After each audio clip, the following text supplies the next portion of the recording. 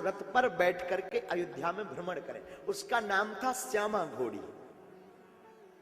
बड़ी अद्भुत थी वो, इतनी भावुक थी कि अयोध्या में रहते रहते उसके अंदर भक्ति आ गई। एकादशी को वो दाना पानी नहीं खाती थी, कभी नहीं। महात्माओं ने देखा है, आज भी कई महात्मा बताने लगते, एकादशी को वो भोजन नहीं करती थी, दाना पानी नहीं। एकादशी को रोज अयोध्या में एकादशी को और प्रतिदिन कनक भवन के सामने जाकर सिर झुका लेती थी। धीरे धीरे दिन बीता, बिचारी श्यामा का बुढ़ापा आ गया। बुढ़ापा आया तो जो मैनेजर थे, व्यवस्थापक, उन्होंने विचार किया कि अब जो है बूढ़ी हो गई है, कहीं ऐसा ना हो बीच में शरीर छूट जाए, राम जी का काम रुक जाए। एक काम करते हैं, उस जमाने में फोन तो होते नहीं थे, चिट्ठी पत्र चलते थे। चिट्ठी राजा को लिखी कि हुजूर, और ये घोड़ी बूढ़ी हो गई, आपका क्या आदेश है। तो राजा ने चिट्ठी में जवाब लिखवाया कि उस घोड़ी को वापस भेजो टीकमगढ़। कैसे? उस जमाने में रेलवे स्टेशन झांसी तक था, तो झांसी तक बोगी बुक करके भेज दो, हम यहां से दूसरा घोड़ा या घोड़ी बढ़िया वाली भेज देंगे। राजा का पत्र मैनेजर को मिला। वो घोड़ी श्यामा इतनी भावुक, इतनी भक्तन कि कोई महात्मा सामने से गुजरे ना तो सिर झुका ले गए। जब घोड़ी को पता लगा कि हम अयोध्या धाम छोड़कर वापस जाएंगे, तो उसने खाना पीना बंद कर दिया। आंखों से बहती थी केवल अविरल आंसू धारा। 3 दिन पहले से त्यागा दाना पानी चारा।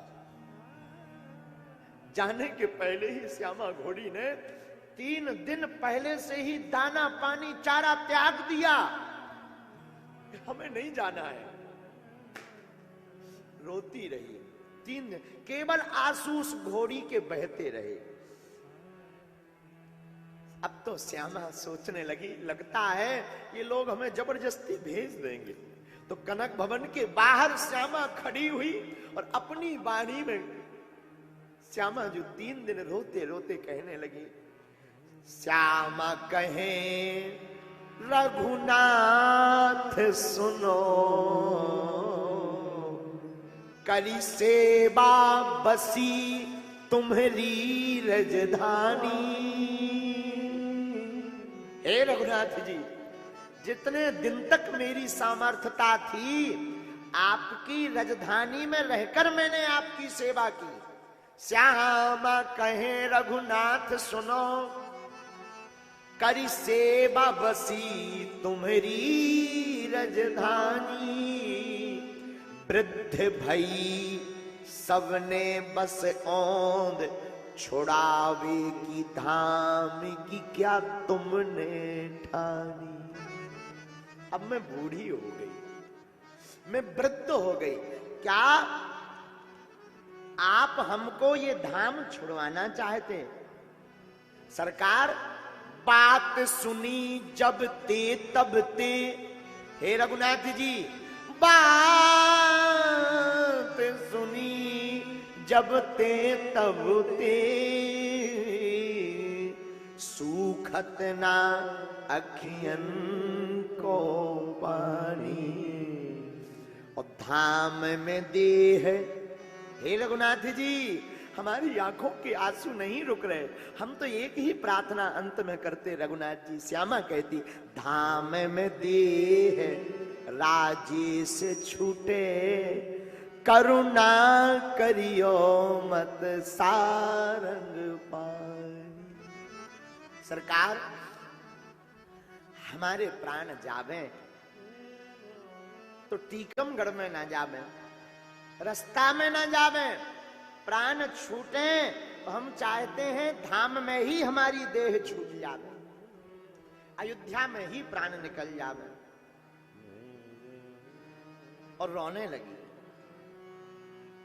पर क्या करें, कोई महात्माओं ने तो खूब कहा मैनेजर से, पर मैनेजर बोले महाराज राज व्यवस्था है, राज व्यवस्था में घोड़ी को अगर लौटाएंगे नहीं तो कोई आरोप लगा देगा कि इन्होंने बेच दी, तो वापस तो पहुंचाना पड़ेगा, और जब तक ये वापस नहीं जाएगी कोई दूसरी व्यवस्था आएगी भी नहीं राजा के यहां से। अब पत्र दोबारा लिखें भी तो क्या, जवाब आ चुका है। महात्माओं ने समझाया पर नहीं समझे। नाथ धाम से जुड़ा जो नाता वह न कभी वो टूटे, एक लाल सा यही दया में देह अवध में छूटे। हमारे मन में एक ही लालसा है, हमारी देह अवध में छूटे। रोने लगी। 3 दिन बीत गए। धीरे धीरे रेलवे स्टेशन के मास्टर के पास मैनेजर गए।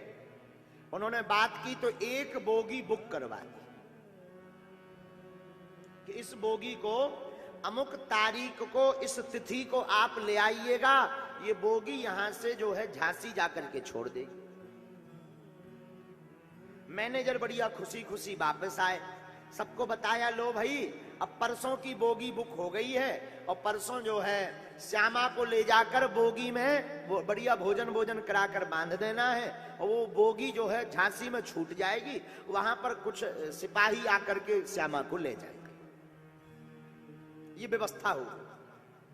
मन से भई उदास तन से भई कमजोर, असुमा भर भर देखती कनक भवन की ओर। उदास हो गई। जब परसों का दिन आया तो प्रातः काल ही वहां के सैनिक मंदिर के गले में रस्सा डालकर उस घोड़ी को ले जाने लगे। इतनी कमजोर हो गई कि उठी ही नहीं, जबरदस्ती मारने लगे, खचोड़ने लगे। अब वो खिचुड़ती जावे, तन में लगता जावे, लेकिन मुड़ मुड़ करके वो अयोध्या कनक भवन की तरफ देखवे और बार बार आंखों से आंसू भर भर के कहे, सरकार हमारी अयोध्या धाम मत छुड़वा।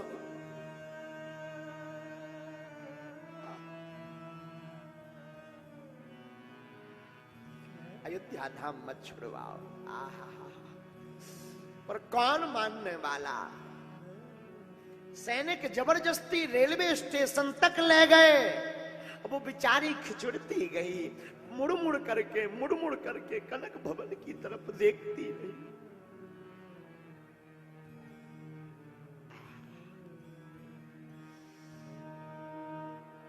रेलवे स्टेशन पर जाकर मुर्दे के समान शांत पड़ी, कुछ बोल नहीं रही, आंखों से बार बार झरझर करके आंसू बह रहे।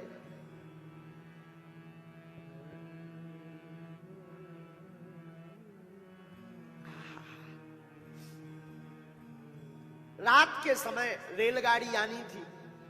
5 बजे शाम को ही श्यामा को बोगी के पास ले गए। चारा डाला, पानी रखा, उसने कुछ नहीं खाया, न पानी पिया, मुंह को टेढ़ा करती रही। खूब पिटाई की सैनिकों ने, जो सेवादार थे कि खा ले, खूब प्रयत्न किए, पर श्यामा ने ना तो जल पिया और ना श्यामा ने भोजन पाया। बोगी आ गई, बोगी में जाकर बांध दिया। अब रात को ट्रेन आनी थी और वो उस बोगी को ट्रेन में रात को जोड़ना था, उसे रात को चला जाना है। सब सैनिक बोगी बंद करके वापस आ गए कि अब तो रात को कल सुबह पहुंच जाएगी। तो बढ़िया रेलगाड़ी के जो अन्य कर्मचारी थे उनको चिट्ठी दे दी, ये बोगी नंबर के ऊपर चिट्ठी चिपका दी कि इसमें टीकमगढ़ राजा की ये श्यामा घोड़ी है। सब कर्मचारी चले गए। मुर्दे के समान है शांत पड़ी, उससे पर देह न छोड़ा गया।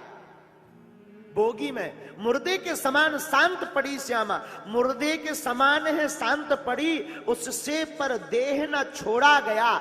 तन से मजबूर रजेश रहा, मन को नहीं भाव से जोड़ा गया। पशु श्यामा मन को नहीं भाव से जोड़ा गया, पशु श्यामा की प्रीति से जुड़ा प्रभु से वह तार। पशु श्यामा की प्रीति का जुड़ा प्रभु के मन से वह तार। भगवान से यूं न तोड़ा गया, करुणा निधि की करुणा ऐसी भई, नहीं डिब्बा रेल में जोड़ा गया।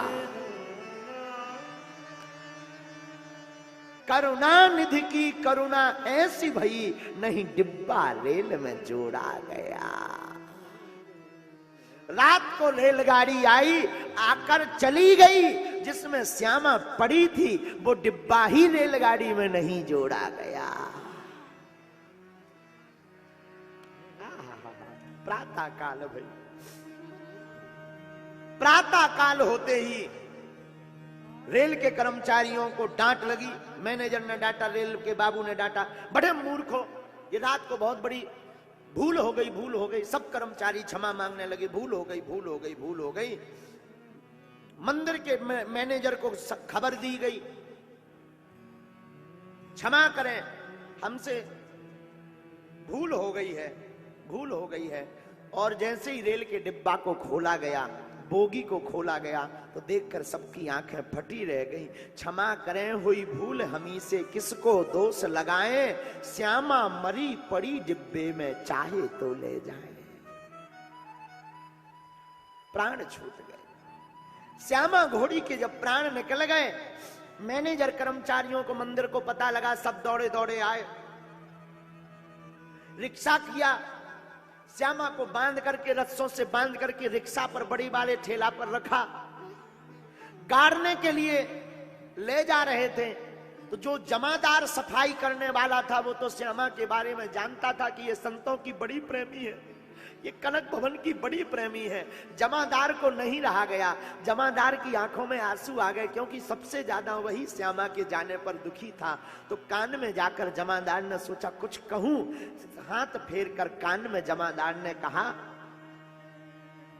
श्यामा जी उठ बैठिए।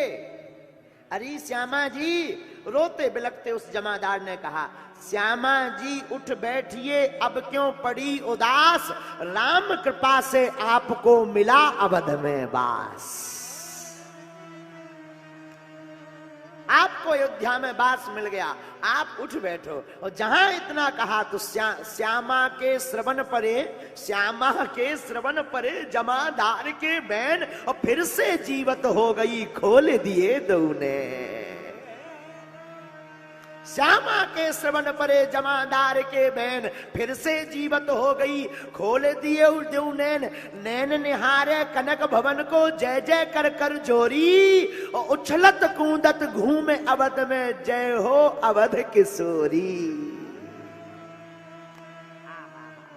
जय हो अवध किशोरी तुम्हारी, जय हो सियाजू तुम्हारी, जय हो, जय हो संत भगवंत तुम्हारी, जय हो, जय हो, जय हो। श्यामा उछलती कूदती कनक भवन के पास गई। आप सुनकर चौंक जाएंगे, 12 साल तक और जीवित रही वह श्यामा। भैया, जब श्यामा जैसी घोड़ी को रघुनाथ की कृपा हो सकती है, हम लोग तो मनुष्य हैं, हम लोग भी अगर प्रभु के प्यारे बन जाएं तो हम लोगों पर क्यों नहीं राम जी की कृपा हो सकती है।